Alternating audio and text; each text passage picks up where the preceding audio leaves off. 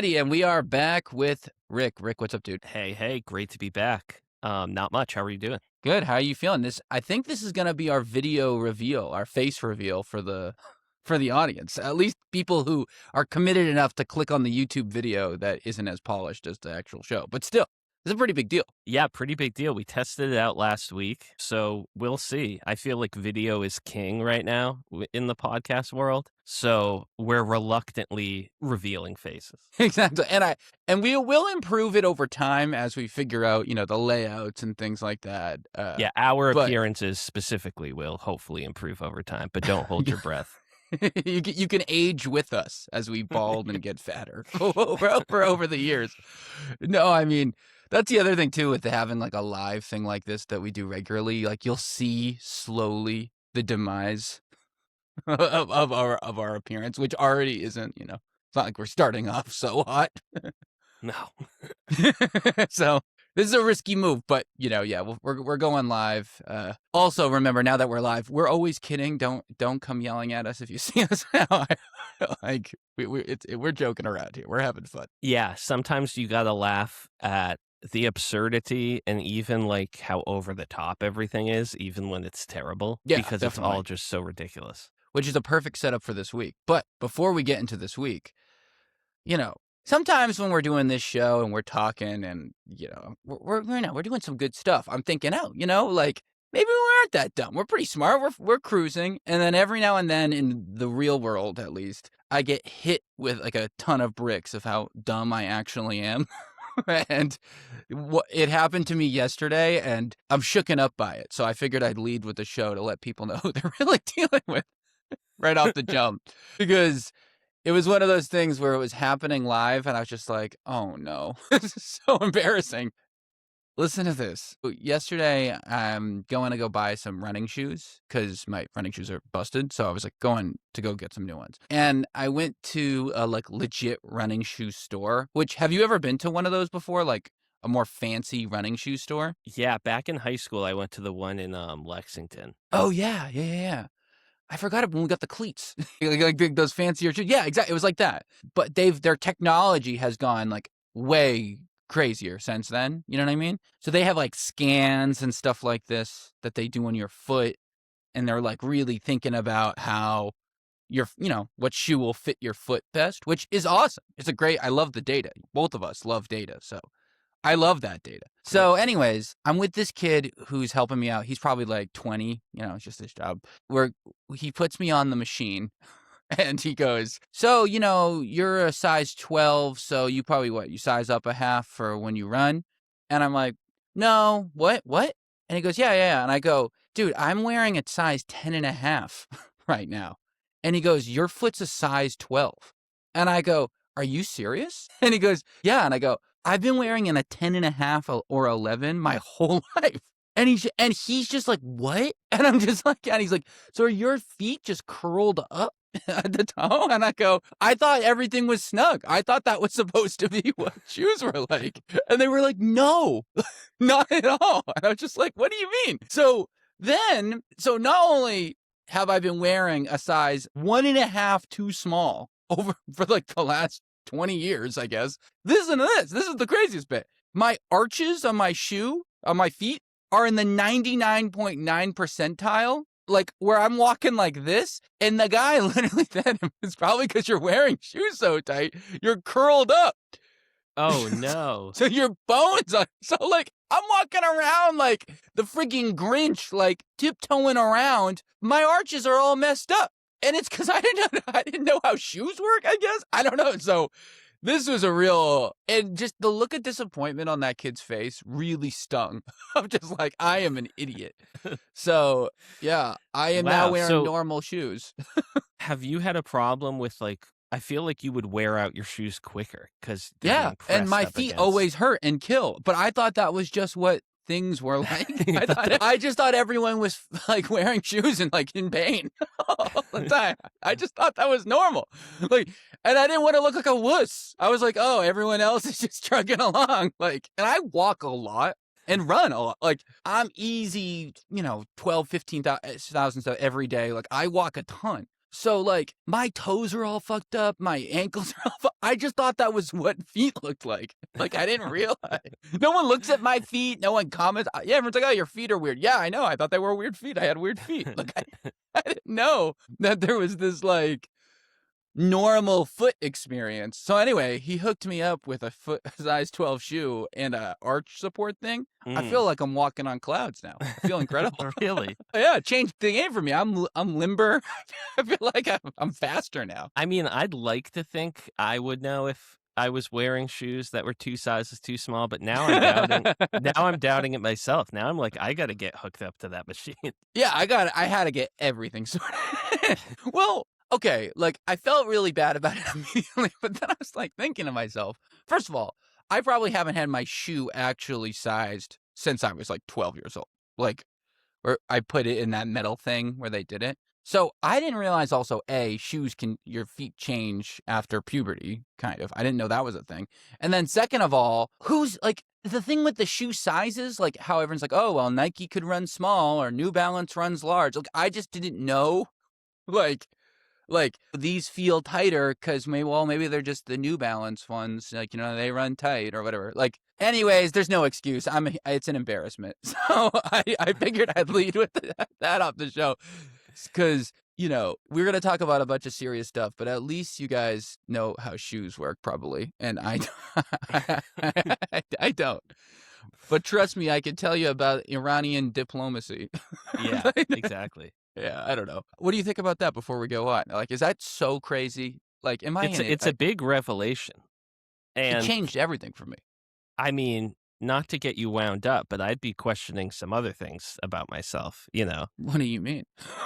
What is that supposed to mean? Do your clothes fit? Are you saying I'm too tight? Are you saying everything's been too tight for too long? I thought it was just the new look you were getting. What? Am I tight? Am I tight? You've always been a slim fit type of guy. Okay, first off, I'm a slim guy, usually. Historically speaking. And Depending also, on the week. Yeah, well, you're treading on thin ice with your reason. We can point the gun across the camera and we'd have a lot to hit, but no. No. Yeah, my pants may not fit, but my shoes do. So yeah, no. I mean, you're right. It's a good point. It does make me think though that like I do need a resize of everything, like just like a whole refresh of my whole. No, to your point, actually, I did have that thought. Like I need a refresh of everything now. And is this going to affect? You're a little bit of a sneakerhead. And those are big with like sizes 9 and 10. Like it's more difficult to be a sneakerhead if you're looking for size 12, right? Yeah, and also like, should I even be wearing my shoes now that I know are way too small, right? Like I've got 10, 12 sneakers that I'm like, are they actively like Chinese binding my feet, right? You know what I mean? Like, are those safe? Not safe. Like, what have I been doing? So I may have to have a sale. Like, I might have to have a little bit of a yard sale. Get rid of these shoes and buy some new ones because I don't know what's going on here. Yeah, put it up on Facebook Marketplace. Oh yeah, people come to my house. Maybe a listener will buy it. Yeah, if you guys are 10 and a half, 11, you want a pair of sneakers. Game worn shoes. I wore these while recording the first season of the Lonely Liberal. Lonely Liberal slipper. Also, like, it's also like so weird to like, yeah. Anyway, no Patreon. Just like we sell used sneakers. We just sell our old clothes. That's how we make money on the show. We don't have ads. We're not ad supported in Act All Noble. We just sell our old clothes. It's actually a thrift shop. We actually believe in thrifting here. But anyway, we should probably get to the news. We got a lot to talk about. In 10 minutes of how your host is an idiot. But so basically there are a few branching stories, but we should probably lead, even though we're going to get to Noem. Don't worry. I know people want to hear about Kristi Noem. And that will be a big one. But first, I think we should just recap kind of the second week of the Iran war. Because now, when it first happened last week from the White House, frankly, we heard a lot of conflicting, is it a war? Is it just tactical strikes? Well, that's completely gone away now. It's now officially war. We can all call it a war. And so, according to the Iranian Red Crescent, which is their Red Cross, more than 1,300 people have been killed in Iran, 6 Americans, so not normal that way, 10 Israelis, so yeah, death. But obviously the most controversial of all of that was the elementary school that was in Iran that killed 170 people, mostly kids. The U.S. said they're investigating. It's looking like the U.S. did that, which means the U.S. committed war crimes. If so, I mean, I guess it's not 100% confirmed, but not great. But one of the other things that I just wanted to get over before we get to more specific things, so far, the Iranian war is costing the U.S. $1 billion per day, according to the Center for Strategic and International Studies. Did you see this? So I just want people to realize this. When they say they don't have money for health care or for, free kids' school lunches or whatever random program, remember they miraculously conjured up $1 billion a day for the Iranian war that nobody wanted. So, green energy's too much. Oh, it would just be too expensive to do health care like this, blah, blah, blah, blah, blah, or free college or blah, blah, blah. They can find the money. They've got plenty of money. Remember these moments when they are backpedaling about how important the debt is and how broke they are and blah, blah, blah. But yeah, Rick, what are your overarching thoughts before we get into more particulars? Yeah, I think that's a key point because it's really been a repeat of the early 2000s in a lot of ways where like the economy's not doing great. We don't have money for anything except big tax cuts that are mainly benefiting the rich. But then we can hop into one or two new wars without batting an eye. And just like you said, no like issue, without this massive amount of concern about paying for it, it's like it's not even a concern. It's not even mentioned. It's just like assumed. Oh yeah, what's $1 billion a day? I know, it's nuts though. It's crazy. Like that alone should be enough that any conservative that voted for Trump based off no new wars, fiscal response, all the fake crap, that alone, this combo of war in Iran, $1 billion a day, right? Like if you truly think any of the stuff you had said, that should be enough to call it, right? Right, exactly. And like I feel like Trump and his administration isn't even trying that hard to make the like America first case for this war. Like of course they're saying like, yeah, they were developing nuclear weapons, so at some point we were going to have to go in anyway, but like they don't even really seem to be trying like nearly to the same level of Bush and Cheney to convince people that this is necessary for our self-defense. They're just like, yeah, the leader of Iran was crazy. He had to be taken out. Israel said now's the time, so we're going in. And like, that's it. Yeah, no, for sure. And it's the same with the way he handled Venezuela. Like, they didn't even pretend it was really about the human rights violations that Maduro was literally doing. Like, they were just like, we wanted the oil. Like, we love the oil. Like, we need the oil. Like, they're not even... And it's a theme we often talk about on the show of how Trump isn't even... he's a terrible politician, like, in the sense of, like, statesmanship and conversationalist and leadership. And I really feel like nothing showed that more than in this week's Time magazine interview that he had, where the Time interviewer said, should Americans be worried about retaliatory strikes at home, right? So on American soil. And Trump responded with, I guess. Which the direct quote before people think Nick's parsing it, yada, yada, yada. I want to read it. So if you see me looking off, I'm just reading the quote. So I guess, but I think they're worried about that all the time. No, we're not. I'm not. I just want to let you know, I'm not normally worried of Iran striking us. But anyway, worried about that all the time. We think about it all the time. Yep, you're the president. We plan for it. But yeah, we expect some things. Like I said, some people will die. When you go to war, some people will die. What? like, not only is that terrifying that he's making it seem like there's a really good % chance there could be some Iranian strike on American soil. My God, what a bad leader. Like, Like, in any context, that would be such poor leadership. You think we're going out of business?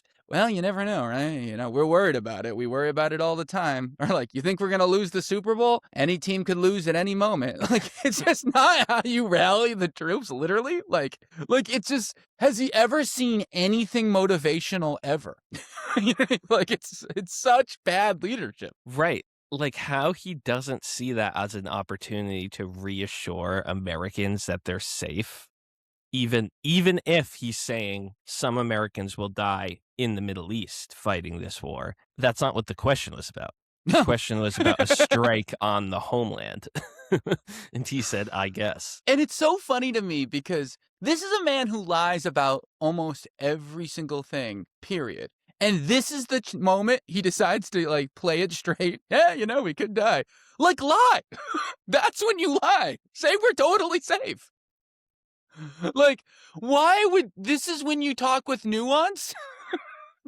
Like, it's crazy. This is a man who just 1 week ago said the U.S. economy grew by 50% due to foreign investment alone last year, and that there had been 0 border crossings since he took office. This is the same guy now who says the strikes came. Trump had. So anyway, one more thing actually before we move on. The White House had to clarify later, right? Like, what did he mean when he said, I guess, right? And the direct quote that said, Trump has a feeling based on fact that this could happen.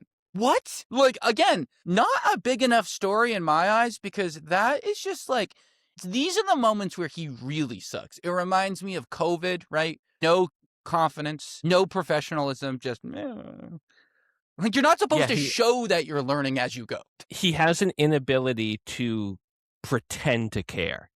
Never mind an inability to care. He can't. He's completely incapable of pretending to care, which isn't a great quality for the president to have. Wouldn't be a good it's quality also for like the manager of McDonald's. Like, I mean, right. But like a lot of what we talk about is like, what's the appeal of Trump? You know what I mean? Yeah. And like, obviously a lot of his appeal, certainly when he ran the first time, but still, if you talk to his supporters, is like, he doesn't give a shit what people say about him or what people think about him, you know, and just that basic thing. You say it how it is. He's what we're all thinking. He's just a tough guy, blah, blah, blah. And he does care an incredible amount what people think and say about him, which is, you know, a side point. But like, this is the flip side of acting like you don't give a shit all the time. The flip side is when you start invading countries and people are like, are we going to get bombed? And he's like, I guess. Like, this is the flip side of that personality that's also part of his appeal. It's just so unappealing to me. I just can't understand. I just can't relate at all. It's just, to me, like, holy smokes, it's so bad. Like, he's so bad. And speaking of not caring, is this Congress the most pathetic body of Congress we've ever seen in our lives? Right? It has to be. So this week, the House rejected an Iranian war power resolution, which, of course, was, you know, the thing that they now do as pretend every time after the U.S. starts a war to remind the American people that technically Congress is supposed to be the one who declares war, not just the president unilaterally. This time, 4 Democrats joined the Republicans to kill it. Massey and Davidson from the Republicans voted to vote for it. The Senate had already kind of shooed this away the day before. I'm not even like, you know, this is just disappointing normalness, but can we just talk about the concept of this and how clearly broken this system is of passing war power resolutions about particular countries after strikes? You know what I mean? Because, to be fair, it would be pretty dumb to completely stop now after you fucked everything up, right? Like, you take Maduro out of Venezuela and you go, we're done. Like, that doesn't make sense. Like, you know what I mean? Like, you kind of have to continue, like, after you ruin the country, in a way. And it's the same with the Iranian stuff. Like, I actually can see why someone would vote to not do it now, because, like, You just killed 1,200 people and their leader. Like, what are you going to run away now? Like, obviously, this is saying that Congress should make the rules, and I get the nuance of it all, but like, this system is so broken and in the future needs to be completely redone. How war is called and who's acting what and these resolutions after the fact. Because this is something that, like, I'm 100% certain that if Obama was doing a strike somewhere and then the Republicans did the same thing, the Democrats would vote against it and it would be this. Like, I don't think this is a partisan thing per se. This is just blind support of whatever action the person in power's party has done. And I don't think this is really that unique. And I don't understand why this is even the way things happen. You know what I mean? And in general. But what do you think? Right. Like, I mean, in general, like, some of these war powers resolutions are just reaffirming how the Constitution is set up. Yeah. And that Congress should be the one that ultimately has to authorize it outside of, like, narrow, immediate self-defense concerns. So yeah, like, good point. Clearly the system's broken. And also, like, there's just no consistency anymore within the Republican Party other than we'll do what Trump wants. Yeah.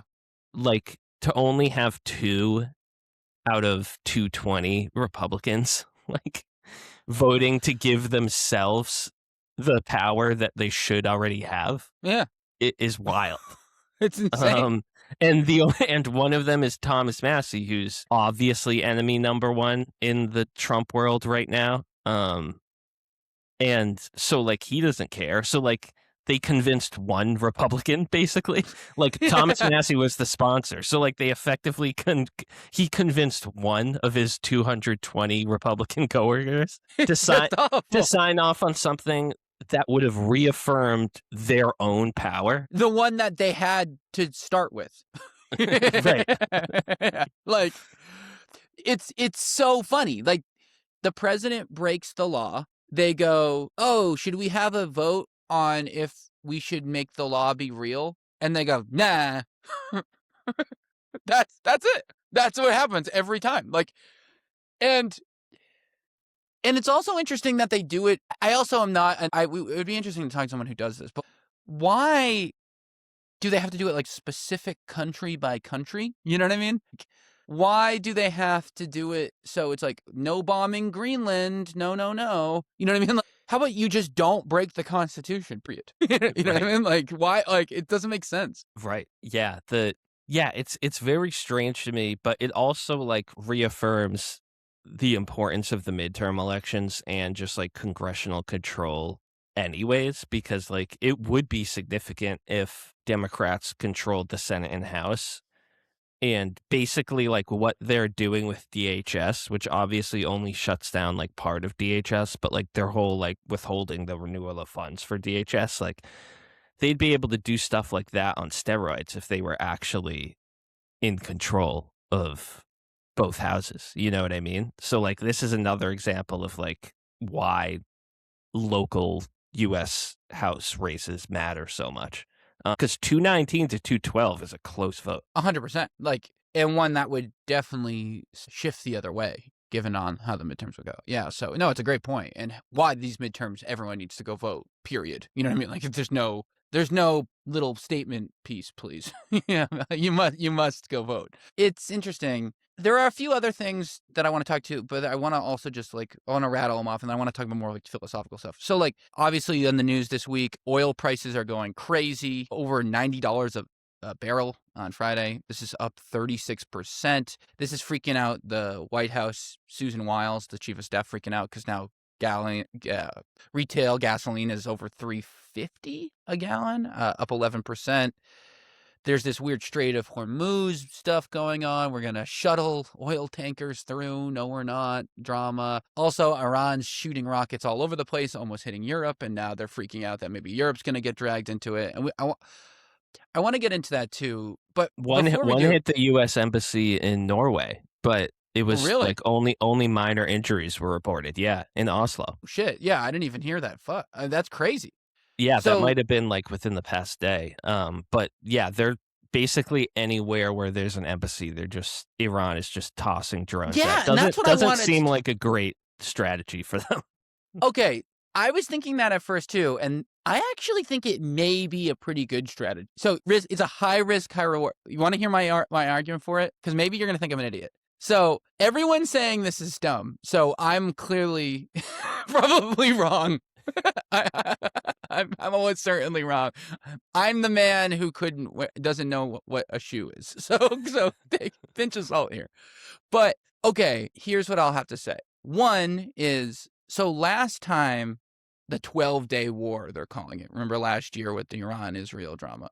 Iran only shot stuff at Israel, right? And Iran immediately lost, right? They lost the war pretty quickly. And I think my understanding is that what they're doing here is by shooting everyone, right? They're spreading the U.S. support more thinly. So like the U.S. then has to pick and choose who they help support, where they can't just dump all their support on Israel. You know what I'm saying? So what happens is that, say they can't give, like they shoot Bahrain, Qatar, whatever, all these Middle East, UAE, stuff like that. The U.S. won't give support to all of them, which will inherently make one of them grumpy that they're not getting help. You know what I mean? Which will then put more pressure on the U.S. to calm down. I think this is the thought. Again, I don't know if this is actually true. So then, like, what it does is it kind of like, it could backfire, obviously, in that everyone could just spank them and kill them immediately. You know what I mean? Like, that's the obvious reason why everyone thinks it's stupid. But it could help if no one wanted to do this anyway. You know what I mean? So they're just like, dude, they're shooting rockets at us. Stop this. You know what I mean? Like I think that's what they think the upside case is. And since they already got smoked by only shooting Israel last year, this is kind of the other kind of plan. That's my pro, not my pro Iranian thing, but like that's why I think it could actually be sneaky, not a bad idea if it were to work out. What do you think about that? I think you're onto something, because I don't know. I have this instinct whenever there's like a dominant media narrative out there, I automatically want to like doubt it and like try to look for the holes. And so this like narrative that whether you support our invasion in Iran or not, like this narrative that Iran is so dumb because they're bombing all these other countries around them and they're going to get the whole world mad at them. That seems a little too simple for like the level of geopolitics that that's what I'm the saying. Iranian government is talking about. Like, you don't think they're having those conversations in their war room being like, hey, don't you think if we bomb all these countries, they'll bomb us back? Like, obviously, I'm sure they're having those conversations. So like there has to be some logic behind the plan. So I think that makes sense. It's a bit of a gamble, like you said, high risk, high reward, for the reasons you said, but also because they kind of have to hope that a majority of the people in these Gulf states that they're sending drones at, they kind of have to believe that a significant amount of them will blame the United States for having their bases there and for bombing Iran and for kicking all this off, and not that a majority of the people are just going to see it as Iran is sending drones and missiles into our country. Let's go bomb them back. Them up. And like, that's it. So it's a risky move. I think that's a big gamble to like assume that people in like, it's like the Dick Cheney gamble of like, they're going to welcome us in Iraq as liberators. It's like, are you sure that when we are bombing their country, they're going to welcome us as liberators? Yeah, probably not. Right? Like, yeah, I could see it going. I do think normally, no way. And especially because Iran is typically enemy number one, right? Like of that region. Like, but I do think over the last few years has changed the way the whole Middle East dynamic is changing forever. Because forever it was, Iran is this destabilizing force, right? They have their proxy networks, they're causing problems, they're part of this larger kind of group of kind of troublemakers in a way. And this is kind of, and then obviously you have the Shia Sunni kind of thing going on in the background, which is I'm just throwing away as like a throwaway line, but obviously thousands of years of history and art, super complex. But like, I really think nowadays that Israel is now considered one of the more destabilized. Like, they're the ones starting fights. You know what I mean? And like, there's something to be said, I think, about the fact that Iran and the U.S., mediated by Oman, frankly, also, like, we're literally negotiating nuclear deals, like, in the middle of it, right? And that was exactly the case beforehand, right? And so, for starters, I wanted to say this off the top also. Why would a country now, like, if you think of, like, rogue nuclear states, right? Like, bad actor, you have on one hand Iran and other North Korea, right? And if you really think about it, right, Iran has done everything by the book in a way.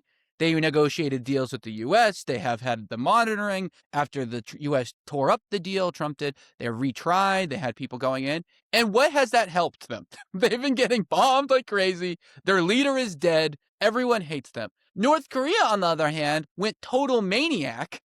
Said, we're not going to talk to anyone. We're nuts. Right? And they've been able to actually get the nukes in place. So, like, if you're a country who's gonna go rogue, isn't this kind of giving you evidence that you should take the North Korea path, not the Iran path? Because being kind of open kind of screwed you. And like, you know what I'm saying? Like, aren't we giving like kind of negative reinforcement to a positive force versus the like positive behavior versus the other way around? Like, and I don't know. I've been thinking about that since the last week. And like, I feel like people in the Middle East have always kind of thought the U.S. were kind of hypocrites in a way because of the Saudi Arabia stuff, all that stuff. So like, I don't know. I feel like this momentum could potentially maybe capture a little bit of more of sympathy for Iran, which never has sympathy, right? Like, they haven't had sympathy in 50 years. So anyways, I don't know. I have no idea if any of this is right, but these are thoughts that I've been thinking about. What do you think about that North Korea Iran path comment, though? Do you think that has any merit? Yeah, it's a great point. And the lesson, I think, is like, one, what you said, like, why cooperate with the West or the United States in these nuclear deals when, regardless of what you do, they bomb you.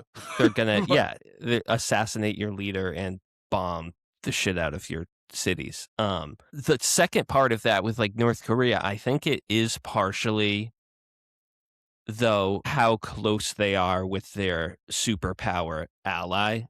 And North Korea must be closer with China than Iran is with Russia, or Russia is just so weakened because of their Ukraine war that it doesn't really matter if Russia supports Iran in this case, because Russia's not going to sacrifice all their soldiers in Iran when they're fighting a war in Ukraine. So,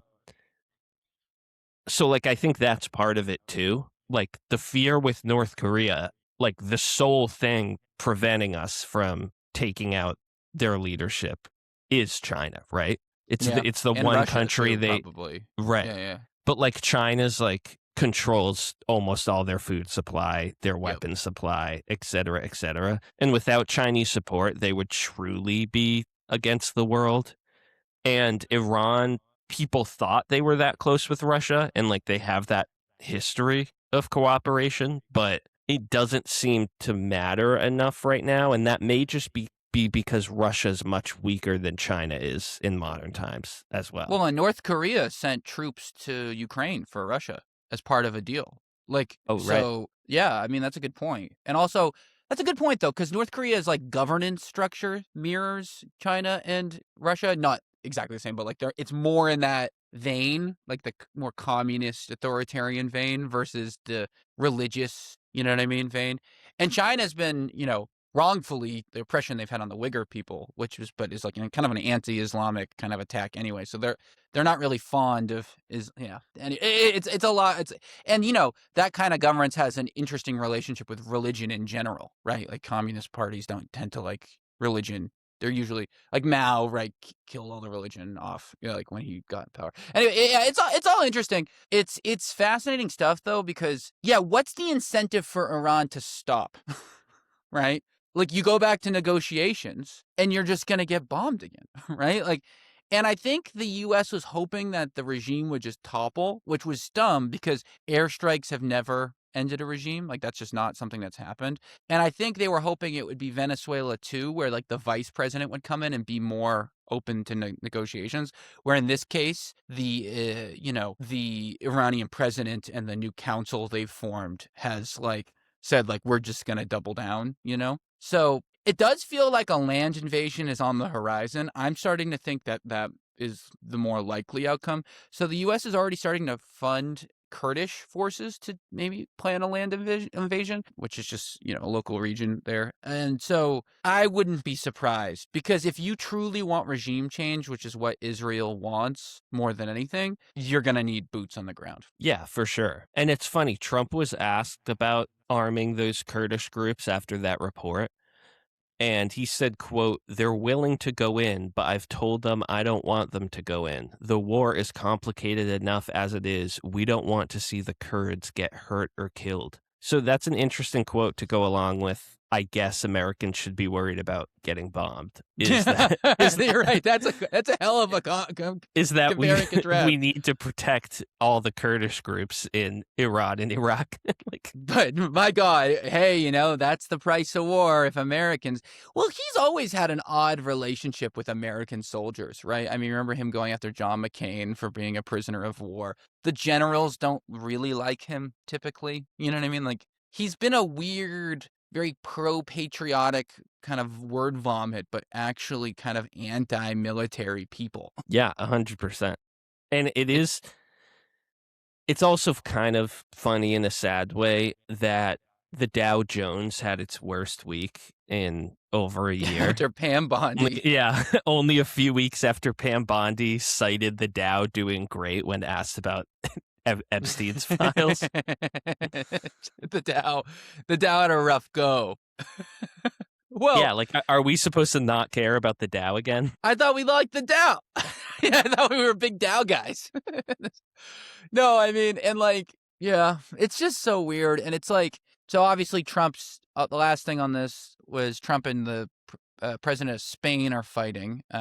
Because their Prime Minister of Spain, Sanchez, said he wouldn't allow the U.S. to use the naval bases in the area for more Iranian strikes because he said we never said we wanted to do this. You know what I mean? And Article 5 of NATO never got there. And obviously Trump said we're going to stop trading with Spain, and now we hate Spain and whatever. That's probably nothing like in the long run other than riling up another ally for no reason. But I did the Wednesday show about this. And I just wanted to get some of your live thoughts on this about just how much more the U.S. likes Israel than NATO. And the fact that Israel and the U.S. don't have a defense pact. Like, they don't have one.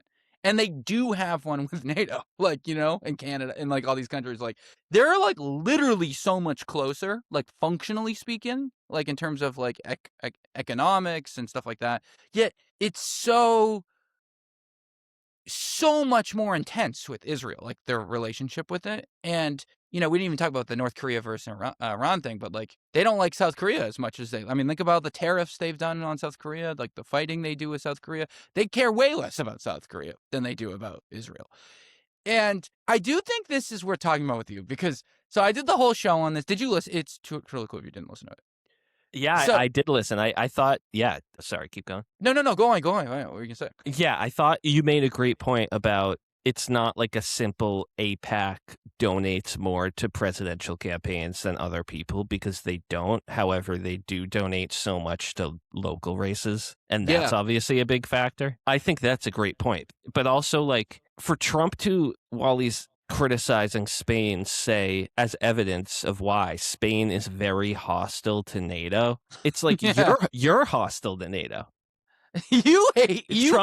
Trump has been the most anti-NATO president we've ever had. You were threatening about freaking bombing Greenland and taking over Greenland. Right. You can't start referencing like Spain being hostile to NATO as a reason to not like Spain when you're trying to dismantle it. And so, like, one of the things that I wanted to talk about too, on top of that, was this evangelical thing. I mean, I don't know if your jaw dropped as much as mine did when I was really, because I've heard like stuff about it, like rumors. So what I'm talking about for people who don't know and haven't checked this out, I'll go into much more detail on Wednesday. But like basically, Trump does incredibly well with evangelicals in the U.S., which is a big religious sect of Christianity.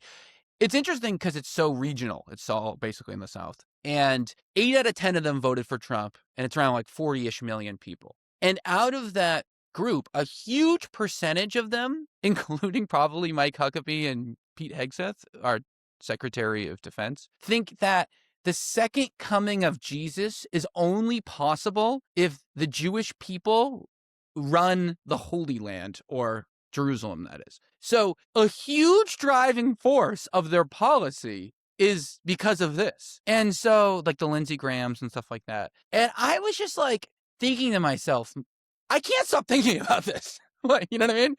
And I wanted to get your thoughts on this. Cause like at first I was like, oh, well, come on, that's a conspiracy. But then there's like tens of millions of books sold. There's people saying this. Dude, Pete Hegseth has the Crusaders slogan tattooed on his chest.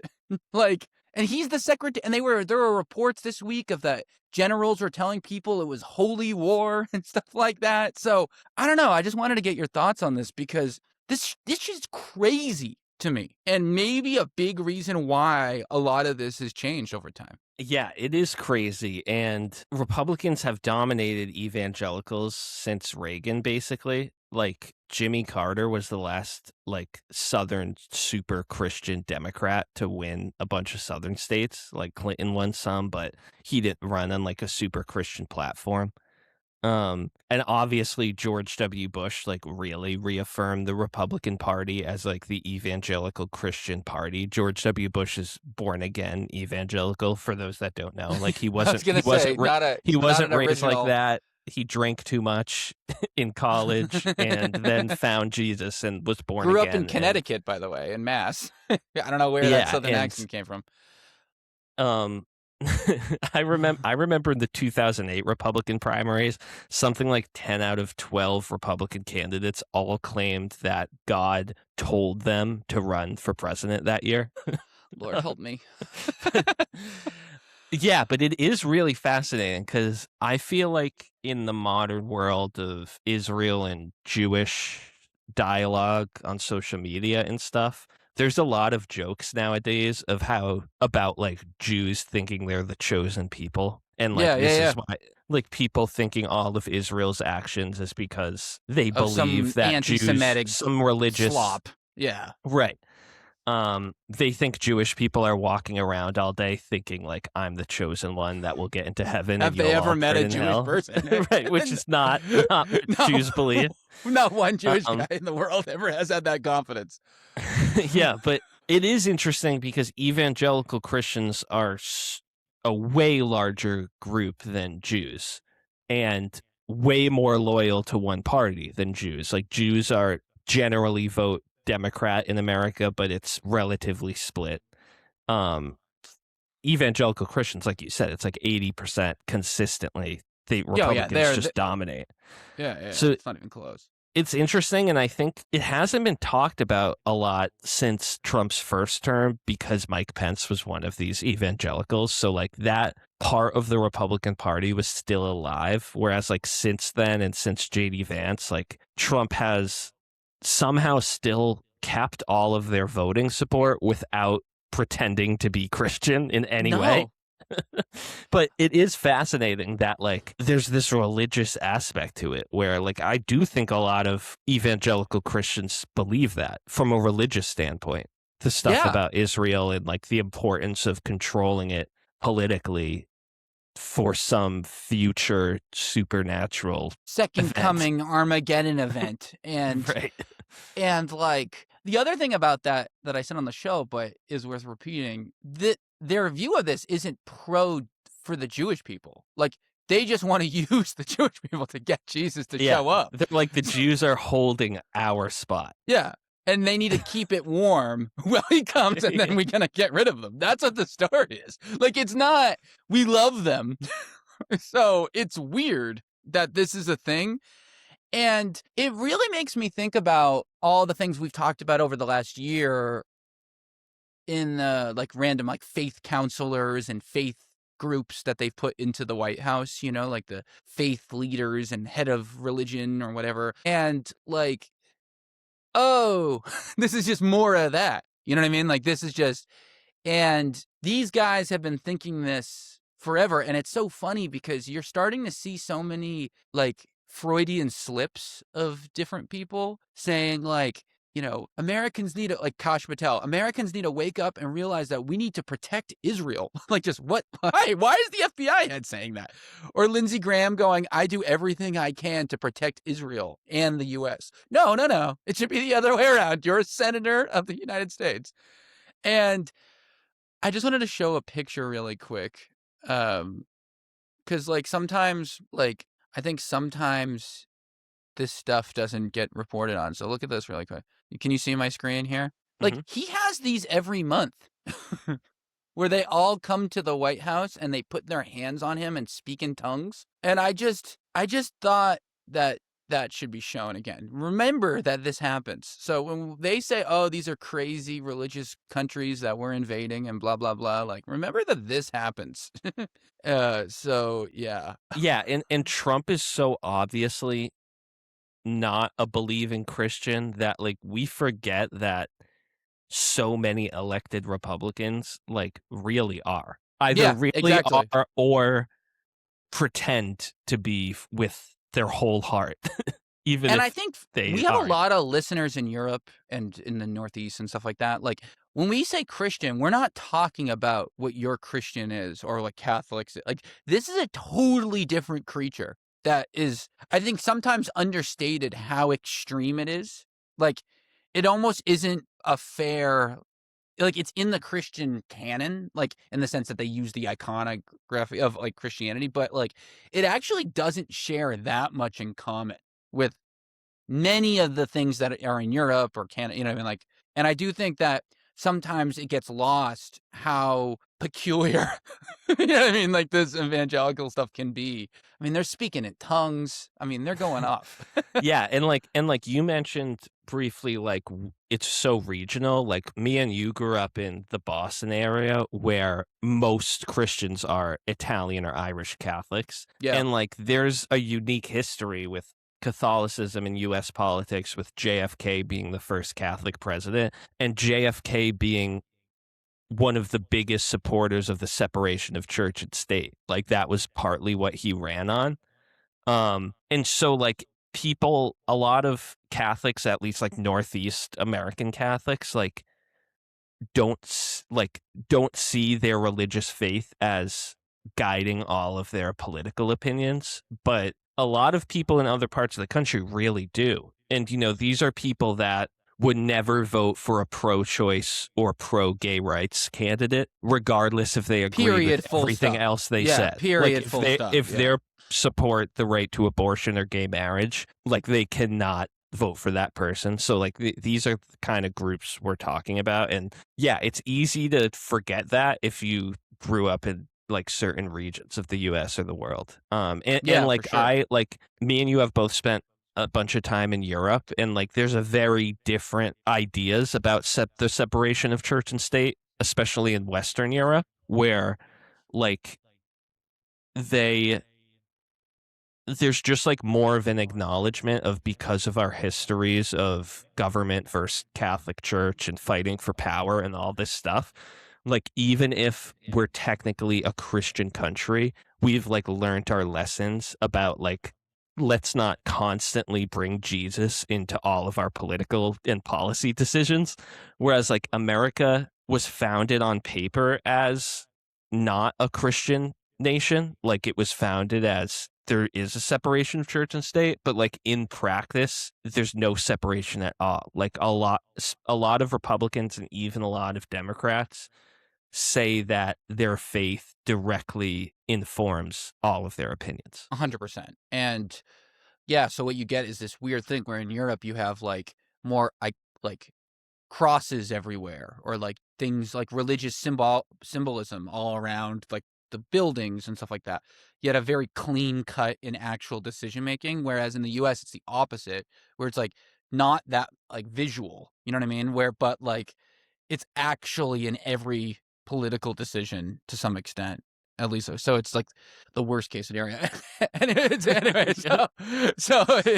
it's one of those things that like, how can we not think about this more and more as like we see decisions getting made? And we're going to get to the Texas primaries later where a pastor won, and he's like, I think a great example of not what we're talking about. You know what I mean? Like he's done a great job.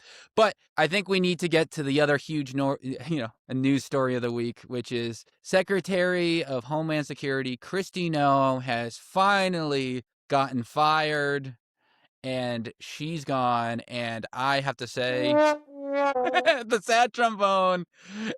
My God, has it been a time coming? My God, a long time coming for Miss Noem. She's out. And what's so funny about her getting canned this week is it wasn't about the killings, the ICE killings. It wasn't the Preddy murder. It wasn't the Renee Good murder. It was a campaign ad that she spent an egregious amount of money on. And what happened is during the hearing this week, Senator John Kennedy from Louisiana, I believe, who is one of the more folksier speaking individuals in the House. He's the exact stereotype of I'm a country lawyer. Yeah, exactly. Well, he said that, he was grilling her about this $220 million ad that Noem made, right? Which obviously, and I think this is actually a little bit of a tangent, but when people, like when we're talking about when they steal money, with Trump taking money, this is taxpayer money. This is our money, right? Ultimately, when they're taking money and using it stupid, they're taking it from us in a real way. And I think that needs to be reminded when people, because I think sometimes these dollar counts, like feel detached. You know what I mean? Like, but it really isn't. It isn't detached. So anyway, so Noem did this big ad, and in the hearing, Senator Kennedy said, "Did Trump approve this?" And she said yes. And apparently that enraged Trump because he says he didn't approve it. Now, honestly, I'm actually ironically, Kristi Noem lies so much. I mean, in her biography, she said she met Kim Jong-un, even though she's never met. So this woman lies like nobody's business. So I don't know why I feel, just shows you the state of affairs where I kind of want to believe her that he did approve it, even though they're both such liars. I don't know who to believe. But apparently Kennedy said that when he called him up after and said, he was as mad as fried chicken or something like that. Oh, no. Noem was dead as fried chicken, and he was mad as a murder hornet, which, all right, Kennedy. Wait a minute. This guy's just typing folksy phrase into Google like seconds before the hearing. Exactly. He was as angry as like a like a cow who hasn't had his hay. like run through him like foreign water. Anyway, like they just say stuff. I do declare. Exactly. So I wanted to play the ad. You know what I mean? Have you seen the ad? I don't think so, actually. No, it's actually very hard to find. So it took me kind of a while. This random YouTube account had it. But before we show the ad, I want people to think about that number, $220 million. That's bigger than the budget of the Titanic, the movie. The blockbuster. The massive hit. I think it's a bigger budget than Oppenheimer. the 3-hour film. This is a ginormous budget. It can't be undersold. This ad is a minute long. What on earth could the money have gone to? So I wanted to play the ad because, it's an ad. But let me see. So, all right, ready? Oh, my God. I did not realize that one horse and a green screen cost $200 million. Dude, it's a glamour ad. She's strutting around going, these wide open skies, they remind me of my... Like, it's just so ridiculous. How did that cost that much? It's ridiculous. She stole the money. She clearly stole the money. I mean, I'm sorry. There's no way. This is an embezzlement. I don't know. Obviously, I'm talking out of my ass, but someone stole money here. There's no way that cost that much. I'm feeling as mad as a murder hornet. Yeah. When I watched it. Yeah. Senator Kennedy's real issue was she wasn't riding the horse properly. Yeah, exactly. Her form was off. Yeah, he didn't like her fancy boots. It's fascinating, too, because of how, of course, overly complimentary the ad is of Trump. Yeah, it's a joke. And yeah, right when I saw on my phone while I was on the way home from work the other day that Noem was let go, and then I just turned on YouTube to find like any news channel that was like putting it on their YouTube because I wanted to see. And I saw there was Fox News, so I was like, oh, let me see like how Fox is covering this. And it was all about her wasting money on an ad. Not one mention of the good or pretty killings or anything that ICE is doing. Like, not one mention. Like, that's not even a factor. It's a joke. They just completely pinned it on. Trump got upset with her because she was wasting money on ads instead of spending all the money defending our border like she should have. Like, that was the entire thing. Yeah, it's interesting too that like obviously Senator Kennedy is a Republican, if we didn't make that clear. It's interesting that the thing that got Noem fired was that a fellow Republican found a way to portray her actions as disloyal and disrespectful to Trump. Yeah, exactly. Like it's super interesting. It's a very like interesting approach. Like and I watched some clips from the hearing, and like Kennedy even says while he's going over this stuff, like, if I was the president, I would be frustrated. I would be really mad about all this. Like he said, I think you're putting the president in a tough spot. So it's like all the criticism had zero to do with the catastrophe that ICE is right now, and everything to do with portraying her as going against Trump, which, as we know, is how you get canceled within the modern Republican Party. What do you think? And maybe an approach that should be used more often. Maybe this is like with Pia Bondi, right? Like, should they say like this is really putting him in a bad spot by throwing fits on, you know what I mean? Like lying under oath. Maybe you're putting Trump in a bad spot should be the framing of everything from like one to another. You know what I mean? Like, it's a good point. And it does kind of show, yeah, it's interesting though, because like, again, if someone were to care about, wasting money, right? Not spending money wisely, right? Then shouldn't the $1 billion a day for the Iran war resonate stronger? Like right.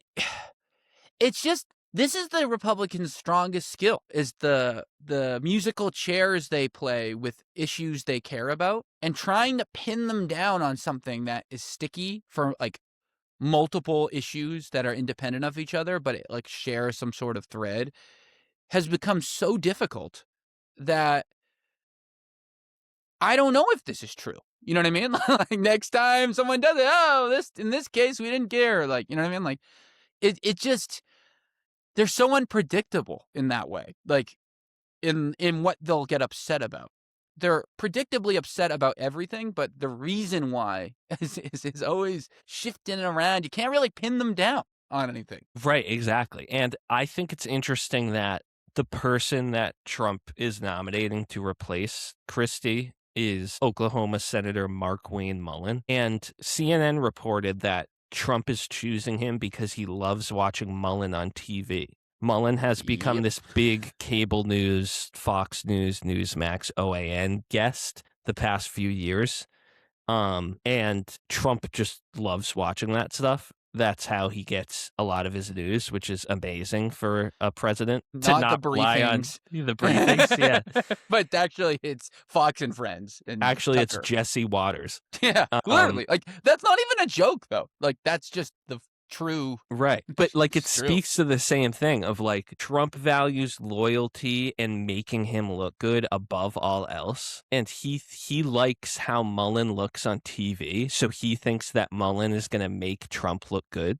Whereas with the Kennedy stuff, Trump eventually became convinced that Kristi was making Trump look bad on conservative news. Obviously, he doesn't care what MSNBC says about him, but like specifically on Fox News, Kristi was doing damage to Trump's reputation, which is ultimately what he cares about above everything else. 100%. And yeah, I mean, Markwayne Mullin he has become kind of this war defender puppet. Like, they send him out. Well, it's Venezuela. They've been sending him out to, like, defend things. Kennedy had a great quote about him. Fox asked him what he thought about Markwayne, which, by the way, my God, I mean, they're even going more folksier with a guy named Markwayne Mullin. They said, what do you think about Markwayne? And this is his direct quote. I said, A, I like him. B, he's very smart. C, he's a very good businessman. And D, if I didn't believe these things, I'd lie to you because Markwayne would whoop my ass. All right. Like, what are we doing with this? Why are you getting so cute? Like, what do you actually think, dude? So he's a tough guy, or he's insecure? Like, I mean, like, what are we like? What is this? They give me nothing. He'll kick your ass for looking at you wrong. You know what I'm saying? His tongue is more venomous than a rattler. He'll bite you while you're cooking okra and slapping Crocs. Like, they just say stuff. Like, it can just, it's so stupid, so insane. But we do have to mention that he's an amateur mixed martial arts fighter. His website claims he has a record of 5-0. I have to investigate that a little more. 5-0. So he was a House rep for 10 years and then became a senator 2 years ago. And 2 years ago, when he was a new senator, he was on the Senate floor where he was questioning the head of the Teamsters Union, Sean O'Brien, and he challenged him to a fight during the Senate hearing, saying, this is the new DHS Secretary, saying, if you want to run your mouth, we can be 2 consenting adults. We can finish it here. And then once the guy replied, Mullin replied, stand your butt up. Stand your butt up now. Interesting phrasing. Yeah, this is a shame. That's a shame. Oh, and I mean, like, let's be real. Like, this probably won't do anything to change the course of DHS. In fact, it'll probably make it a little trickier because any, like, built-in sexism that Noem was dealing with is now, you know, like it will be harder to get Mullin down than Noem, because Noem, like, there's something about her and Bondi, like, obviously they're women-y and their voice, like, people don't like them already. You know what I mean? Like, Republicans already don't like those two. Like, if you asked any Republican, who don't you like from the administration, those two would have already been the two. And I don't think it's a coincidence that they're much more forgiving over Pete Hegseth, you know, who's just as, or RFK Jr., you know what I mean, who's just as bad as these guys. I mean, they're all horrible. Like, there's no difference here. And speaking of Bondi, who should be the next to go, by the way, like, if there were anyone I'd put money on. So this week, the Department of Justice admitted that they withheld 47,635 files that mentioned Trump, particularly. In specific, NPR found that they withheld files that were specifically focused on FBI interviews with a woman who alleged Trump sexually abused her when she was 13 or 14. The FBI interviewed her 4 times. Only the first interview, which does not mention Trump, was publicly released.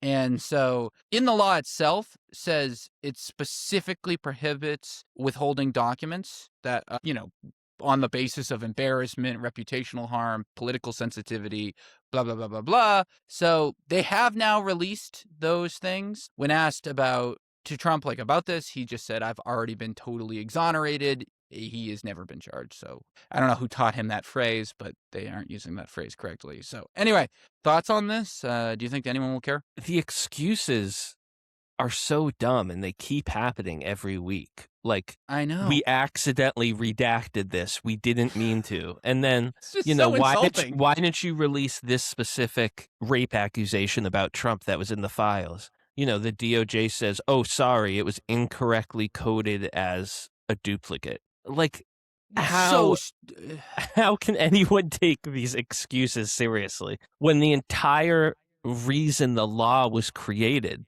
was to compel you to release these documents that you said you were going to do before the law was created, but you didn't. So they had to pass a law to compel you to do it. Exactly. Yeah, the excuses are so dumb, and it makes Trump look more and more guilty of the most serious crimes that are related to this. And let us not forget that Pam Bondi, in her Dow Jones performance, when pressed by Ted Lieu, said, is there any evidence to suggest that Donald Trump committed any wrongdoing? She said no. Well, I've found 46,000 documents that may say otherwise. I mean, it wasn't like 100% incriminating documents. She just said to suggest there's anything potential wrongdoing. I mean, I know a place to start. You know what I mean? Like, she definitely lied under oath, right? I mean, at least it looks like it. I don't understand why there are no punishments for perjury anymore in this country. I don't know why this isn't a bigger deal, but yeah. I think full stop. This is ridiculous. Yeah, and like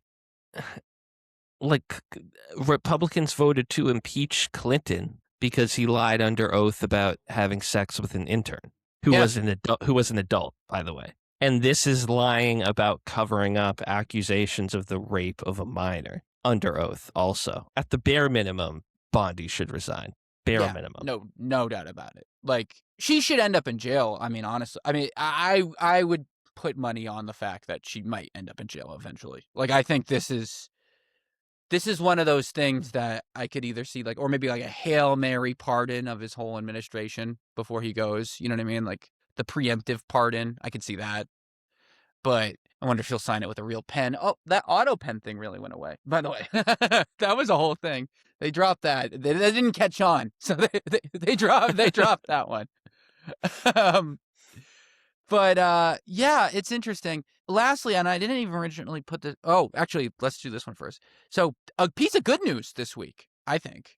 So the Texas primaries happened this week, and a really big kind of an upset, I think you would say. Maybe not to people who, are on Instagram a lot because this guy ran a lot of good ads, but it's always an upset, I think, when the incumbent loses a primary. And so Representative now, state rep. So he who got famous, by the way, when the Texas reps fled with the gerrymander. This is probably the beginning of his, stardom in the political sphere. James Talarico defeated two-term Congresswoman Jasmine Crockett in a U.S. Senate primary. Talarico is a Presbyterian seminarian and a former teacher. Basically, he got, right? On the Republican side, there's a runoff between John Cornyn and Ken Paxton. Interestingly, this is the most expensive Senate primary on record, over $122 million in ad spending. That should be illegal. You know what I mean? That's disgusting for a primary. Remember, a Titanic budget was $100 million. When, I just remember that, people, that this is disgusting. Also, there's the Dan Crenshaw, famous eye patch boy.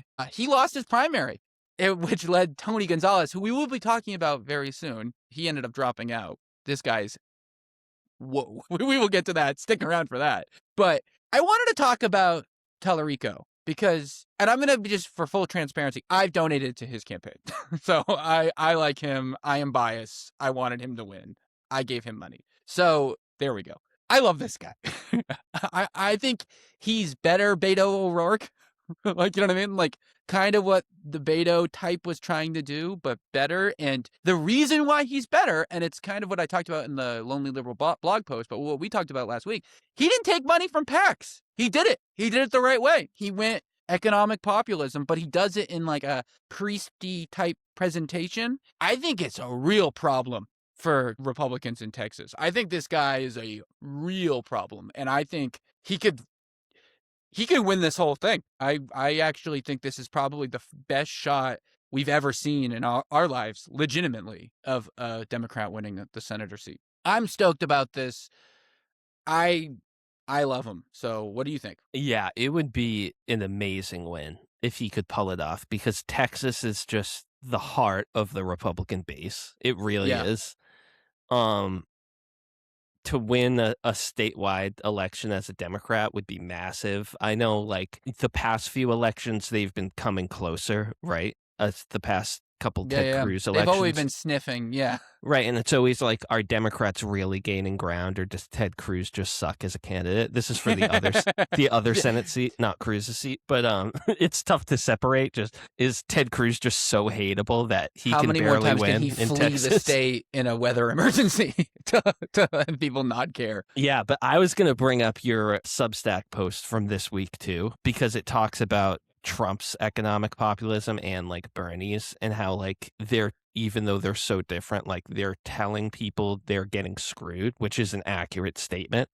And we are getting screwed. We feel like we're getting screwed, and we want, at the bare minimum, our politicians to believe that, like, kind of. Exactly. And like specific ideology or policy proposals don't matter that much in elections like they used to. Like now it really is about that populism. And Talarico's great at, like, in a very different way from Bernie or Trump, he speaks the language of the people he's trying to get. He doesn't talk like he speaks like a pastor. Yeah, he sounds like a pastor. Yeah.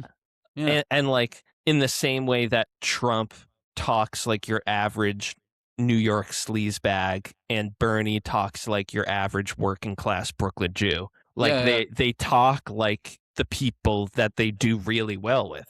And Talarico just sounds like a very grounded, very Christian, but not religiously right person, which is really interesting and like just feels so overdue. Like, why don't the Democrats have more candidates like him that are trying to reclaim Christianity from the Republicans who use it only to take away people's rights? And even though so much of Christianity focuses on helping the poor, they completely ignore that. They hate that part. The central part of the Jesus story, they just literally forget about. That got completely glossed over.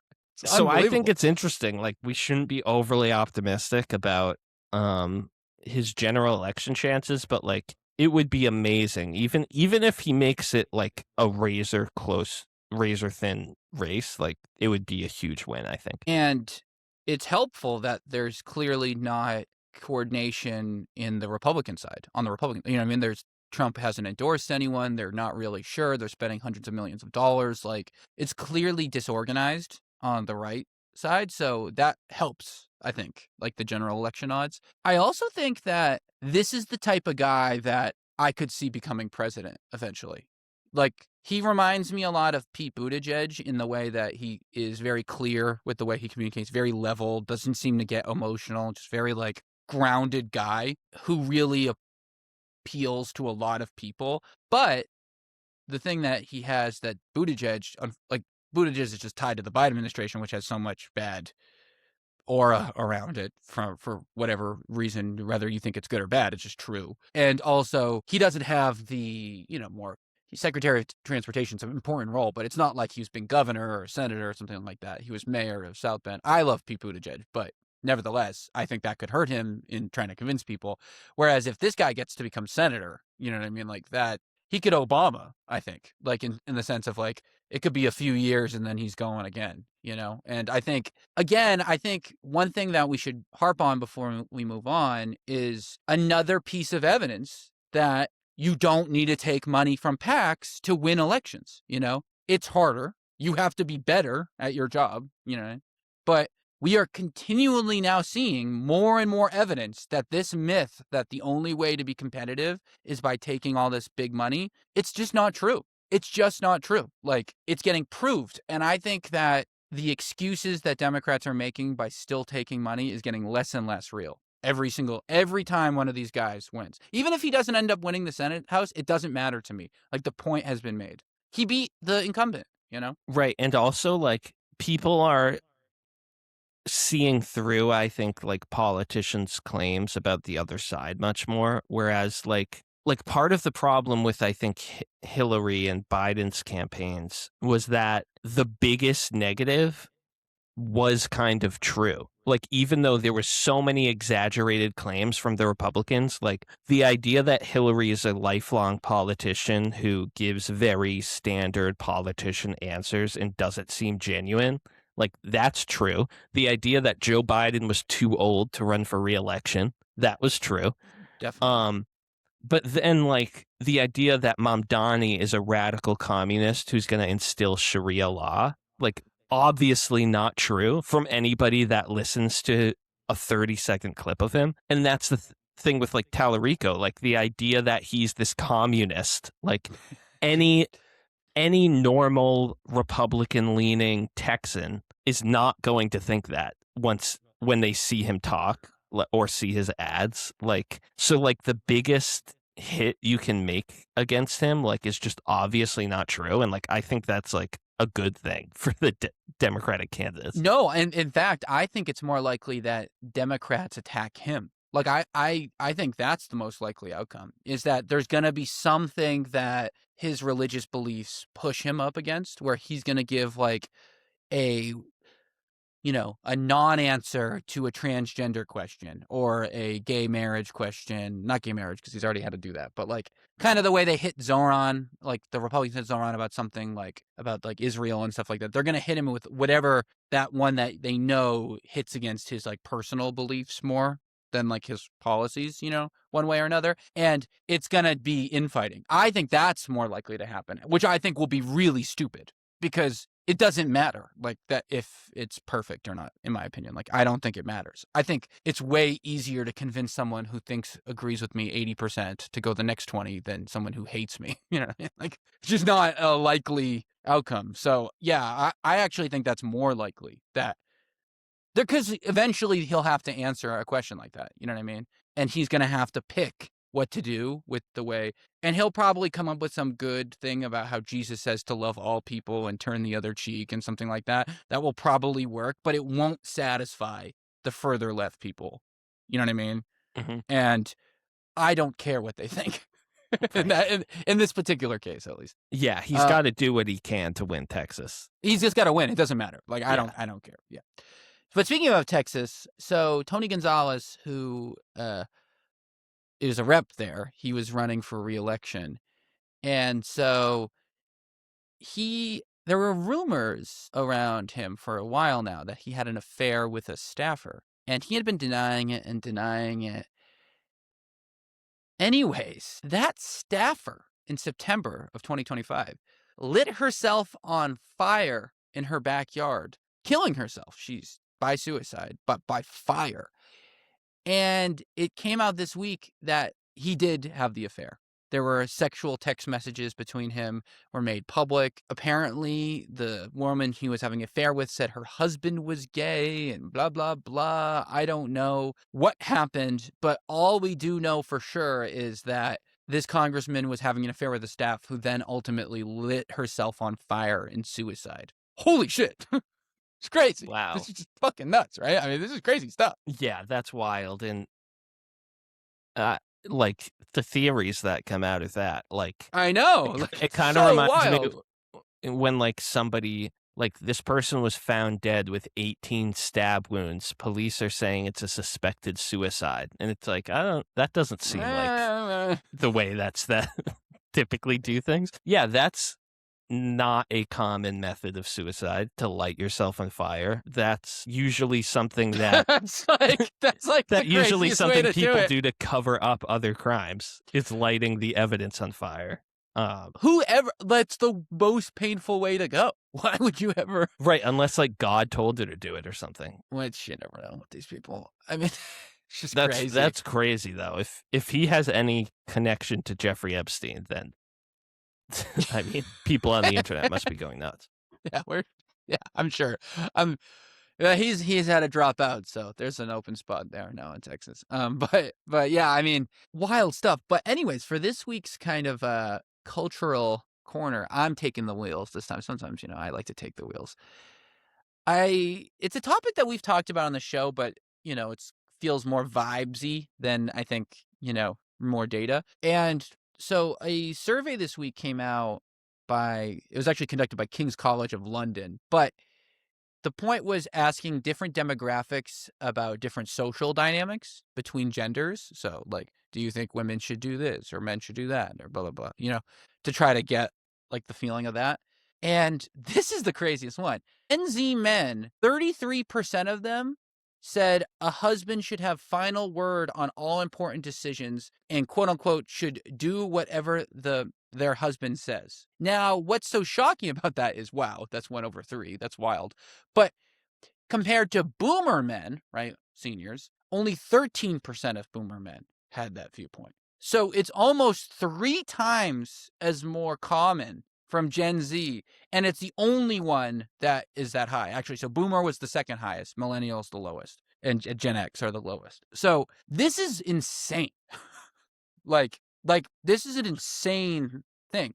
And it should be noted that while Gen Z women were asked the same question, they were 18%, which is still higher than millennial men and Gen X men, by the way, and boomer men, which is crazy. Only 6% of boomer women thought that. So it's both groups are the most conservative on this particular issue.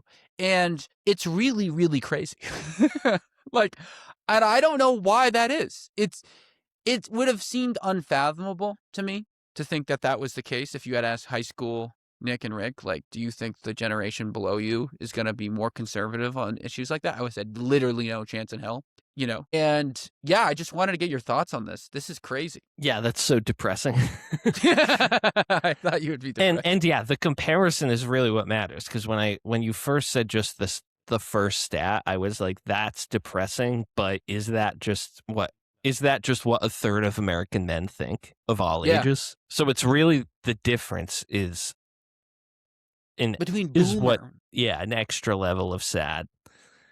Obviously, my mind goes to like Andrew Tate and those types of figures, and the whole like trad wife, like that's like rebranding of like 1950s Christian American ideas about the family, but rebranded to Snapchat. Like it's like, literally. Like it's rebranded so 18-year-old guys think it's cool to like not have sex until marriage and stuff like that. Like it's 100%. It's interesting. And it's like, it's weird because Gen Z women in general are one of the more progressive groups, just demographic wise. So like, it's odd that their numbers are so high, even still, despite that, like their voting patterns. But what's super interesting about it in general is I think it has to coincide with this evangelical type push. You know what I mean? Like, I think they have to be related. So on a national level, so the whole country, the U.S. is 23% of people think this, which is just way too high. That's 1/4 people. I mean, that is. But if you compare that to Britain, for example, it's 13% nationwide. So with Gen Z men and women both being in single digits in England. So not a trend that seems to be an American trend. Now, compared to Indonesia, which is 66%, and Malaysia, 60%, it's a totally different can of worms. But again, there's a lot of cultural, religious things that vary these things. But if we're just comparing against Western countries, it's not even, the U.S. is more aligned with the those other two versus the other. So anyway, it's just interesting to me, and it makes me wonder how. Okay, so say you're like a Democratic like consultant or whether, and you're doing these midterms, and we now know this, right? And obviously, a big part of winning elections is trying to get younger people to vote. Trying to get anyone to vote, frankly, but we need to figure out how to get young people to vote. How do you think this is going to affect people in the long run? Because like, that's a pretty sticky number, 33%, you know what I mean, of a demographic of guys, to the point where I don't think that's dropping so significantly over the next 10 years or whatever. Like, I highly doubt that's going to go down to 10 in 5 years, you know what I mean? Like, it's going to stay fairly sticky. Yeah, for sure.